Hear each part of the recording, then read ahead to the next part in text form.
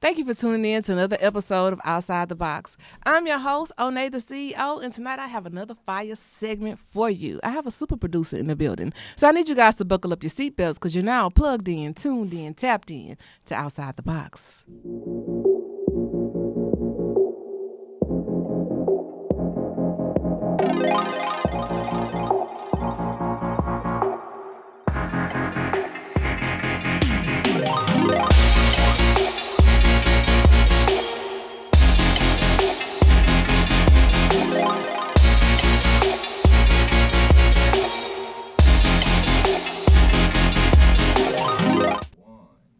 So as you all know, I love music. And although a lot of artists get a lot of credit, most producers, you never get to see their faces. So tonight, I decided to put a producer on the forefront. So I want you guys to give it up for N.Dawson Beats. Hey, what's going on? What's going on? What's going on? Yes, thank you for coming to the show. Yeah, thank you for inviting me, for sure. Yeah, so tell me a little bit about yourself, because I got to know in passing a little bit about who you are, but the whole world is listening and watching, and I want you to introduce those that may not know who you are. Well, I'm from California, from Sacramento, and I came out here to actually Dallas for music in like 2012. So I started doing music, and I went from there pretty much. I started getting my feet wet in Dallas, to be honest with you. And then I kind of just made my way down to Houston a couple times. And then I started doing like different tours and stuff, going different places, Miami, New York. And I started to be known as the traveling producer. That's what a lot of people start, calling me, the traveling producer, because I got up and I ran, you know what I'm saying? Now, let me scale it back a little bit, because I want to find out now, how long have you actually been producing music? Middle school. Oh, wow. I started when I was 13. Oh, so you way back in the gap. Yeah, I turned 30. I'm 30 now, but I started when I was 13. So you've been doing this. This is something you passionate. It just did it choose you? Yeah, it did. Well, I used to watch my dad play blues and dance. And it kind of just, when I saw somebody doing that, it was like, I want to make people do that. Right. You know what I'm saying? So then I started trying to figure out how to make beats, and I just figured it out. My mom refinanced her house and went and bought me studio equipment. That's just what happened. Now, I have to stop and ask you, can you tell me what this is around your neck? Oh, this is an MPC 1000 right here. This is my MPC necklace. I've been doing this for about 10 years. Mm-hmm. Yeah, I kind of just I had to make something, stand out. Uh-huh. A lot of people copycat. A lot of people aren't original. So I had to like do something. This actually was my first beat machine. When my mom refinanced her house, she bought this. Oh wow! And so I had this since I was 13. Shout out to mom. Yeah, man. yeah. And I wasn't using it no more because everything went to digital instead of hardware. Mm-hmm. So I said I can't just leave it in the house. I'm gonna make it a necklace, and I rigged it, and then I got it fixed professionally. So now it is something that's become who I am as a person. Like everybody knows me for this. Like if I take this off when I go places, sometimes people don't even recognize me. And people like Nipsey Hustle actually stop me and say, "Hey man, let me hear something." Did you see those pictures? Yeah, I did. We'll get to that. We'll get to that. And then I kind of I got tired of asking people, "Hey, listen to this."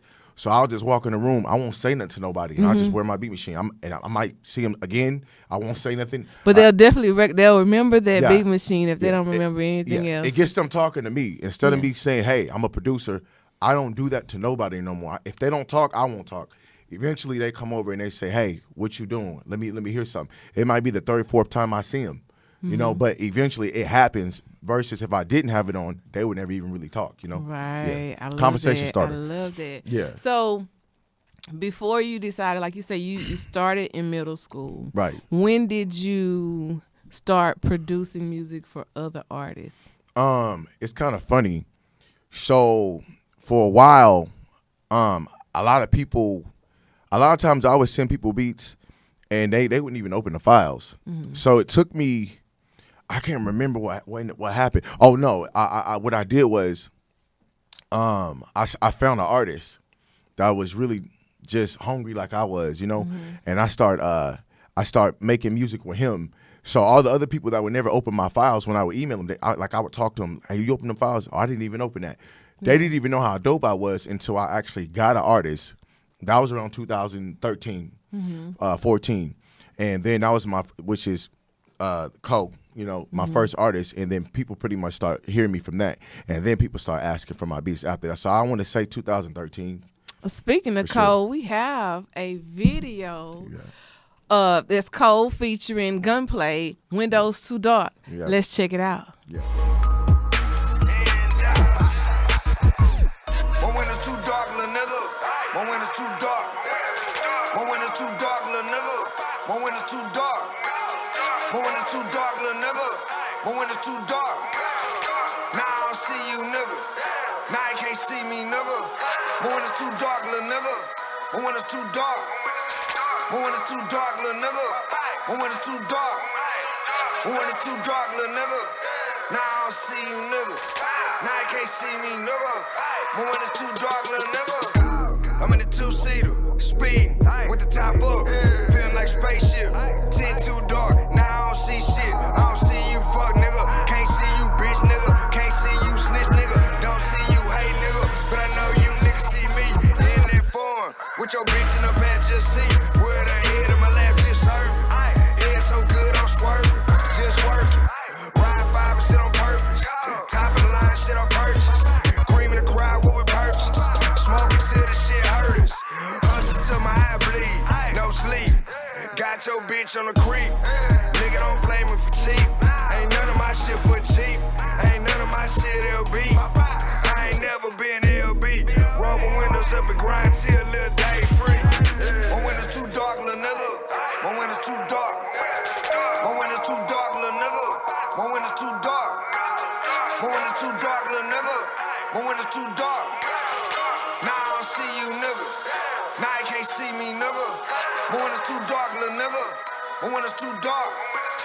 My windows too dark, little nigga. My windows too dark. My windows too dark, little nigga. Now I don't see you niggas. My nigga Cole. Now you can't see me, nigga. Gunplay. My windows too dark, little nigga. Dark window, hard liquor. AK sent you to guard quicker. Bob figure, foreign car whipper. I remember riding bicycle. I remember bagging up my cocaine, fucking these bitches, never had to kick no game.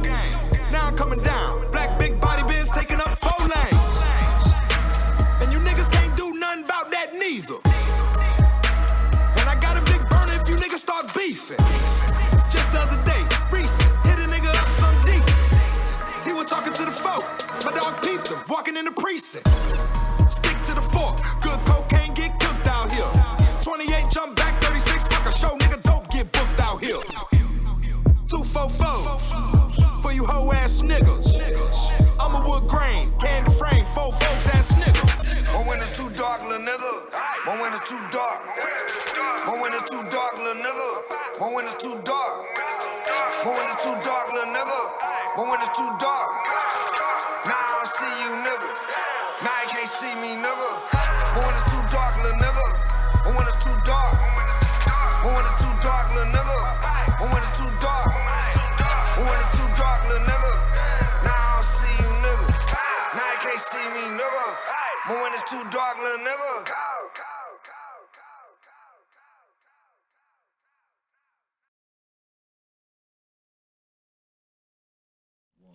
Now, I actually have a few photos of a few people that you've come into contact with, from Nipsey Hustle to Slick Rick. And you even have, that's Nipsey Hustle. And we have another one there that is Zaytoven. And then you have another one with Slick Rick. So tell me, have you worked with any of these artists? Okay, so it's a long, we all know Nip, rest in peace, passed away. That was in the works. Because I was telling you how I would see somebody the first time, they wouldn't say nothing. And then they see me a second time, then they wouldn't say nothing. They see me a third time, then they finally say something. If they see me wearing my beat machine on my neck, that's what Nip did. Okay. So eventually, he called me out in front of everybody. Let me hear something. You know, he wanted me to actually play something on my actual beat machine. And I ended up having my junk drive on me, so that didn't happen. But even the people on the stage, that was he had like a live band up there, like they got off the stage and came and took pictures with me. now that never happened. That was the first time, that ever happened. But he had seen me when he came to Houston, and I had walked in there with it on, and everybody stopped and looked, including him. But he didn't speak though. He just said that's dedication. Then I saw him again. He didn't say nothing. Then I seen him again at I think it was the House of Blues. I believe it was. I think that was at the House of Blues that night. And that was when he asked to actually hear something. So eventually, I would have had him on a record, but he passed away. Yeah, rest so in peace, Nipsey. Yeah. So that and that's no cap. So who are some of the artists that you've had the opportunity to work with on your journey? Well, I Currency. It's called Checkered Flag. That's a real dope record. It's a real soulful record. Like I like sampling. So I found some real old samples. I got 8 terabytes of samples. I don't know if you know how much that is, but 8 terabytes is a lot of music, and it's just samples, voices, and I like to go through those voices and place them, in specific places in my beats and stuff. So you could hear that in Checkered Flag if you check it out. So you work with Currency. You got of course MMG. You got Boston George. Who else? Turk and Birdman. Okay. All the Money. I got that. And then I was supposed to make Meek Mill's album, but it didn't work. And then I didn't make it. The beat got picked up, but it didn't make the album. And then same thing with Tyga. So now I'm just pretty much waiting on other placements. Okay. Yeah. So what do we have? Mr. Lucci. Mr. Lucci. Mr. Lucci from Dallas. I got. That's my. I say the best for last. Yeah. That's somebody that actually made it. That really showed me a lot of love. You know who Mr. Lucci is out of Dallas, right? We'll get there. Okay, I haven't cool. heard of him, but you just put me on. Yeah, he's definitely a legend. Mr. Lucci from Dallas. I love him to death. Okay, cool. So who were some of the people in growing up that you looked to that may have inspired who we see today musically? So I'm from Sacramento, California. So it was Brother Lynch, T Nutty Nut, of course X-Rated, and my best friend actually who just got a deal with Universal. He got signed through Blockstar Universal, which is X-Rated's label, Macintosh. Okay. And we grew up in the middle school when I first started, and we had a group called Three Figures. So that helped me mold me into who I am today. And then I got a cousin. I think did he get signed with Tech Nine? I can't remember, but his name is Bishop. Okay. And I watched T Nutty Nut, Bishop. He was called Young Bop back then, and they used to all be rapping. I'd just be watching them. And that's what happened. Key Loom. And then when I moved to Texas, I moved here when I was, I think, 18. It was, of course, Rap A Lot. I used to always hear people talking about Rap A Lot. I think Trader Truth was still under them at the time. So him, just the overall South, period, helped me, with my music and everything. So just, I can't name all the artists. Right. Yeah. But what really stamped me was when I moved to Dallas and I started getting into the artists' personal lives. And that really, I think, kind of put the stamp on my sound as far as like seeing and kicking it with these people. It brought something else out of me that I didn't have before. Because all these other people, I would just see them. I didn't have no personal time with them. So when I started actually getting personal time with these artists, it brought out more creativity, more authenticity. You know what I'm trying to say? Authenticity. Authenticity. Yes. Yeah.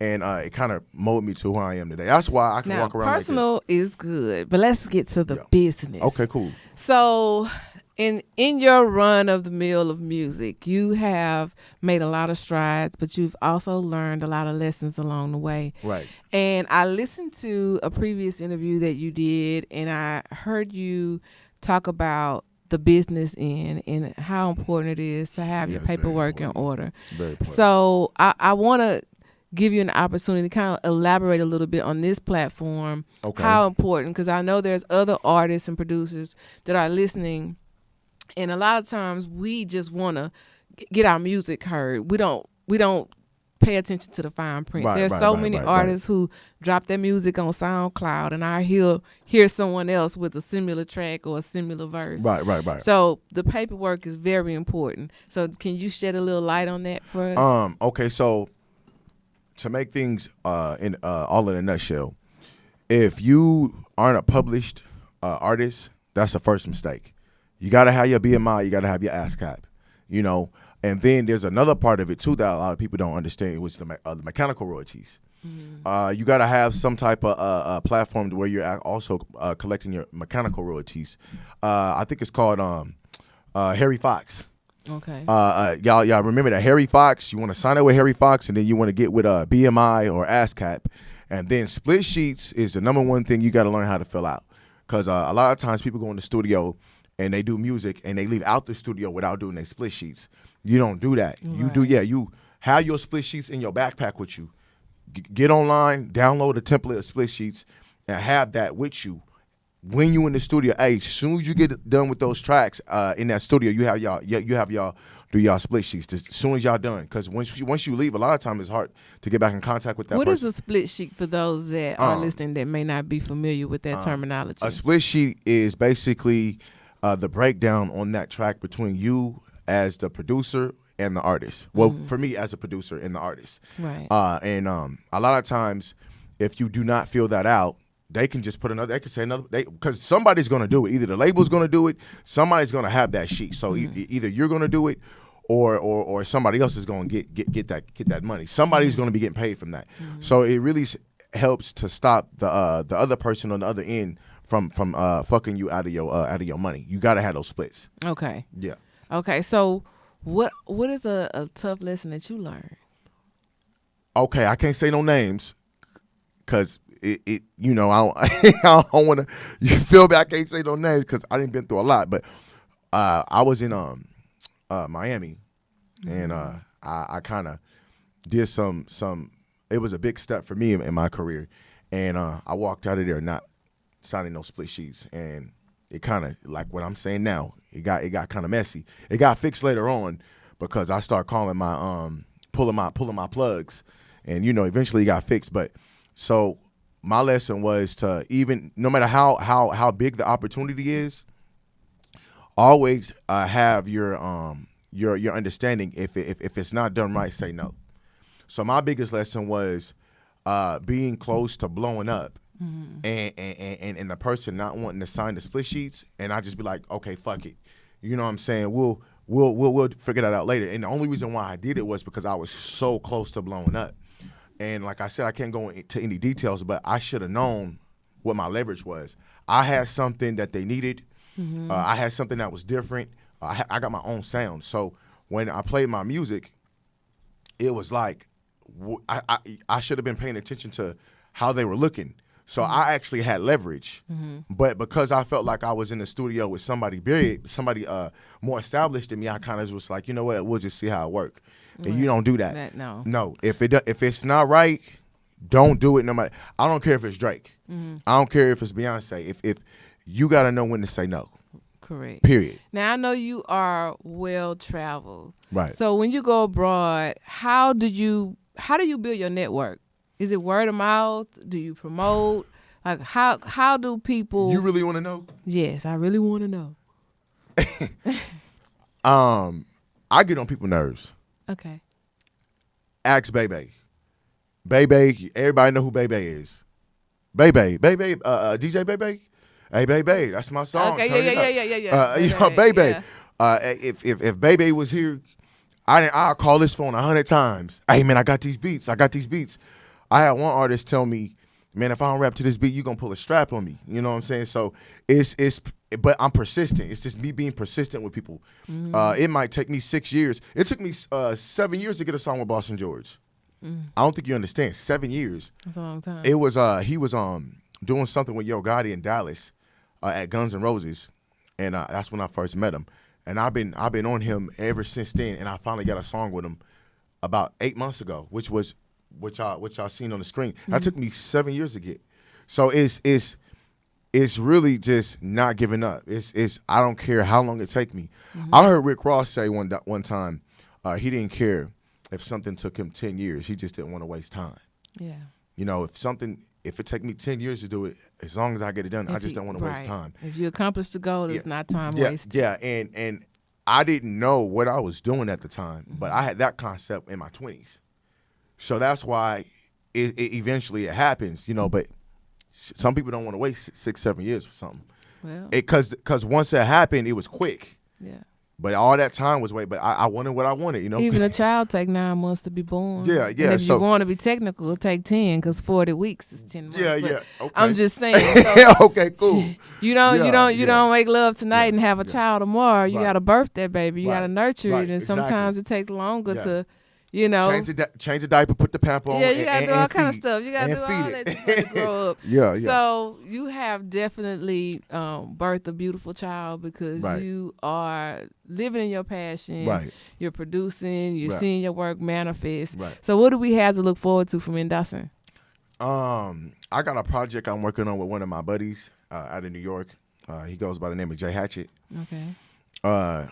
And he's worked with a lot of people. I don't need to go into no details, but he's a vet. Okay. And he reaches out to me and has me do like drops for people, hooks, and whole songs. So like I might produce something and get somebody to put a hook on it. Okay. And then I send him all this material, and then he tries to get it placed within the industry. So I mean, you know, as far as like what y'all have to see, it's just whatever. It's something's gonna land. Yeah. I just got to land some more of these places. I just so, might yeah. have a plug for you for that too. Yeah, okay, Yeah, for sure. I got you. For sure. Shout out to the Royce Factory. Yeah. But they definitely. she definitely will get you right. Yeah. DJ Kelly Roy, she's Yeah. the plug when it comes to that. Yeah. Yeah, so I'll actually, while I have everyone's attention, I want to remind you guys that we are on multiple platforms. You can also find us on our YouTube channel, Outside the Box with Onney. Make sure you like us and subscribe to that channel. You can even find us on the Hip Hop Streets live stream music app, iHeartRadio, iTunes, Spotify, Stitcher, Google Play, Google Podcast, Anchor. I mean, you name it, we are there. You can catch us at the same time, same place next week, or you can even catch us on Thursday evenings at 7 p.m. on A-Star TV. Now, for those that are watching that want to stay in contact with you, you have an Instagram page as well. Do you respond to your DMs? For sure. All right. So his Instagram page is N.Dawson Beats. Make sure that you follow him on the gram. And if you are seriously interested into some of his music, make sure you DM him. Serious inquiries only. For sure. You know. Yeah. So I want to thank you again for coming on the show, for letting me ask a few questions about your journey. Get all in your business. So if there's one word of advice that you want to leave those listeners with, what would it be? If you really want me to be honest, All the time. it's understanding your journey. If it's right in your heart, don't let nobody strive you away from that, because you got to be dedicated to what your vision is, and don't be scared to be different. Like I'm walking around with this beat me shit on my neck. It's different. So it wasn't accepted at first, but it turned into something else that was beautiful. But at first, it was very discouraging because people used to say, "Oh man, you look crazy, you look this." But now it's been 10 years, and it's the same reason why somebody like Nipsey Hustle stopped me and said, "Hey man, let me hear something." So you got to understand, when you got something in your mind and you visualizing it, don't let somebody else come and throw salt on whatever it is you feel like you need to do to get to the next level. So just stay dedicated to whatever it is you feel like that's going to create your vision and get you to your journey, and don't be scared to be different. I love that. So on that note, we're going to close out the show. And this particular segment was powered by Too Much Pressure Clothing. Be sure you go and get some of that merch. And also, I want to thank you one more time again. We're going to close out the show with another track that you produced. Okay. It's actually 10. Is that 10 Militia? 10 Militia and Boston George. And Boston George. Produced by N.Dawson, yes. Yes, you got it. So you are now plugged in, tuned in, tapped in to Outside the Box. Damn. 36 times 1,000, now it's 36,000. You know it. Join the gang, give a nigga chain. Die about it, I do the same. Live by the motherfucking code. On my soul, I never change. Hey, niggas be snakes, rattling. Lock them up in the cage, they tattling. Over my safe, they got racks in it. Shit. It's your boy Young Mizzy, man. I'm fucking with DJ Trapaholics. Fuck you, dog. Did what the fuck I'm saying. One time for the niggas out there going to get it, pandemic or not, nigga. I wrote Kim Kardashian a letter, told her to help my dog out. I hired my dog a lawyer, nigga, cause COVID-19, nigga. It's easy to forget about a nigga, but I don't forget about a nigga. I'm a real solid one, nigga. And the feds tonight. Nigga from H-Town to D-Town around the world, nigga. Damn, son, where'd you find this? Nigga be talking that shit, never did that. $1 million trap, nigga, yeah, I been there. Nigga want the pack, say nigga, I'ma send that. Swear rap, back and sell, nigga, I 10 that. Hey, 4, 5 for a whole thing, COVID-19, I'm fucked that up. Never thought the brick man never sell zip, 4,000 now zip me up. Trapaholics. FBOP, 300 a month, yeah, my dog gon' eat. Got my dog locked up in Bastrop, having more money than a nigga in the streets. One time free meat, Zippo, $1,000 piece, a Zippo. 36 Damn, times son, where'd you find 36,000. this?